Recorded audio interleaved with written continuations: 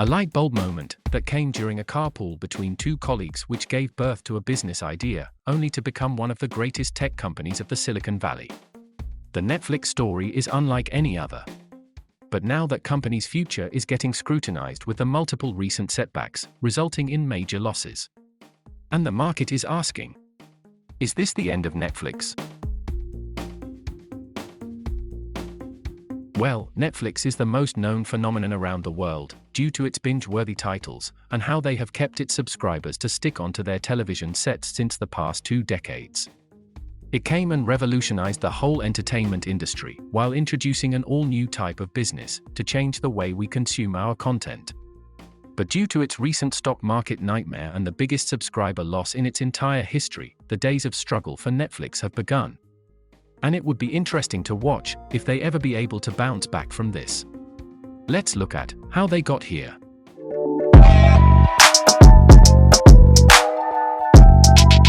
The year was 1997, when Reed Hastings and Mark Randolph were on their everyday carpool to Silicon Valley, discussing what to do next after the acquisition of their company, Pure Atria.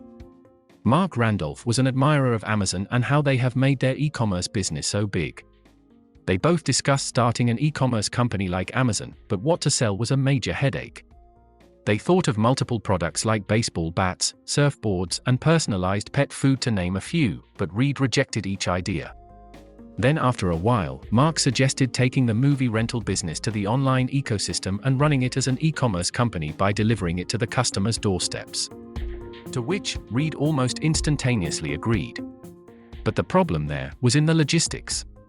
The movie rental business, at that time, used to run on VHS cassettes, which were quite delicate, and the logistics services back then were not apt for handling such fragile deliveries. The solution came from Mark. He suggested testing the then new technology in data storage, called the DVDs. They were compact, lightweight, and perfect to be delivered by mail. With all these developments, Netflix was born. To lure more consumers, they started with their subscription service, which will allow customers to rent as many movies they want for a monthly charge, without any late fee. With all this, they became very popular, beating the then giant of movie rental services, Blockbuster, into their own game. They were adding new subscribers, while shipping millions of packages daily. On April 14, 1998, Netflix launched their online video library, along with their DVD shipping business, which will enable subscribers to order a movie online to watch on their computer screens. This became an instant hit, and their website crashed after just 15 minutes. With all this success and their survival through the dot-com bubble bust, they thought of going public. In May 2002, Netflix released their IPO to raise $82.1 million. It was again a hit, and it made Netflix a $300 million company. From a mail order company, over the course of the next few years, Netflix has established itself as a streaming service. It expanded to over 190 countries and became the Netflix we know today, releasing new originals and giving us the top hit shows and films which were successful globally. In 2017, Netflix hit a whopping 100 million subscribers worldwide. Then came the pandemic.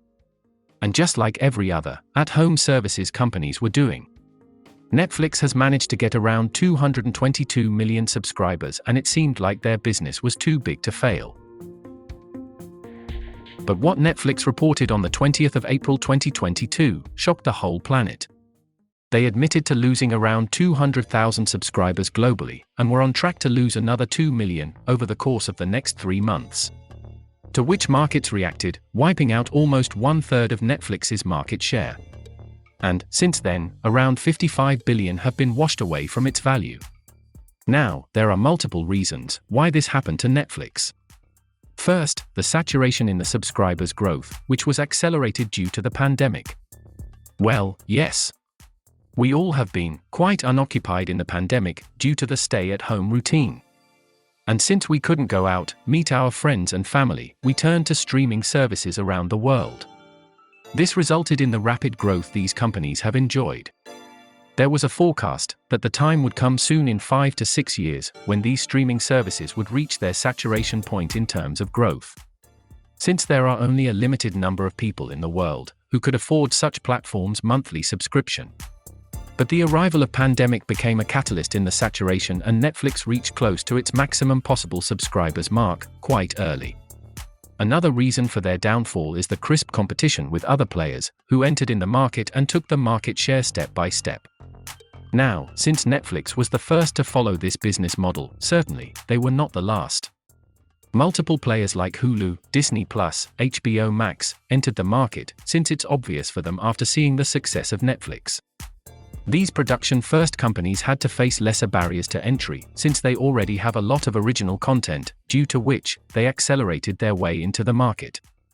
Not just these, but giants like Apple and Amazon were also one of the biggest rivals for Netflix, when they both started Apple TV and Amazon Prime Video respectively. And, since the customers have got so much of options, the way ahead for Netflix got really tough. This setback for Netflix has also to do with one of their interesting features, which they thought will be helpful. But it has come to bite them in the back. Netflix promoted keeping multiple users per account. Their user interface is such that multiple people from your family and friends can use your account without paying any extra amount. Netflix has noted that around 100 million users worldwide, with 30 million of those being in the US and Canada, were using their services for free. And due to this password sharing, Netflix is not getting the right amount of revenue that they deserve. But the list doesn't end here. One more reason constituting this growth loss is their own price hike strategy in the US and Canada this year. Netflix admitted that the increased subscription amount has led to the cancelling of around 600,000 subscribers in North America. Now, last but not the least, Netflix has a very open catalog problem. They are constantly losing the deals for the new content to their competition. Every streaming platform has to host short-term hits along with some major blockbusters on their platform to keep their users interested in their services. But it looks like despite few of their movies and shows, there is nothing more for the people to stay on Netflix. Platforms like Disney+, Amazon Prime Video and Apple TV are hosting better quality content. When Disney launched their own platform, they took away one of the major movies and shows from Netflix like the Marvel Universe, which have a cult following. This gave Netflix a major setback, and similarly other production houses like Time Warner and Paramount entered in the market with their own platform to become Netflix's competition. But just as one thinks, all is not gloomy for Netflix. They are preparing for a fight back with a strategy in mind.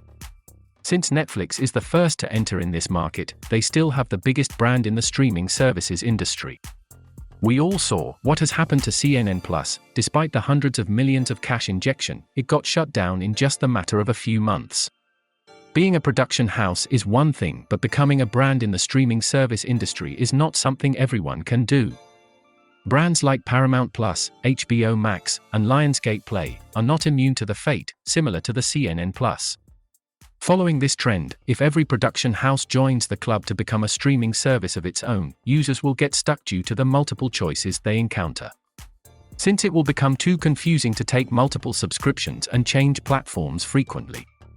It will make this industry a mess, and everyone will have to play the low-price game to lure consumers.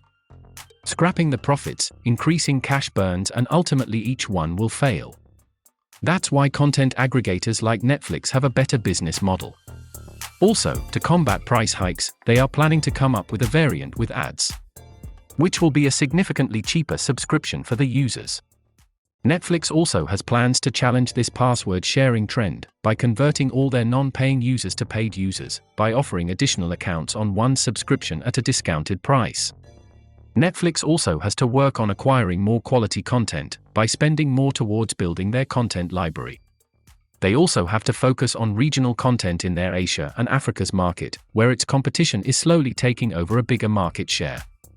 Netflix has to catch up in the markets like India, Southeast Asia along with Africa, where there are immense growth opportunities due to the growing middle class in those regions. What say? Upon hearing all this, Netflix's future still looks shiny, isn't it? It's just a phase for them, and with such good leadership of none other than Reed Hastings, Netflix is not going anywhere for a long time. Now, what do you people think? Is this the end for Netflix, or they will successfully be able to bounce back? And our team wants to thank you for sticking till the end. We will come up with more of such videos soon. Please help us by liking this video and subscribing to our channel. Have a great day.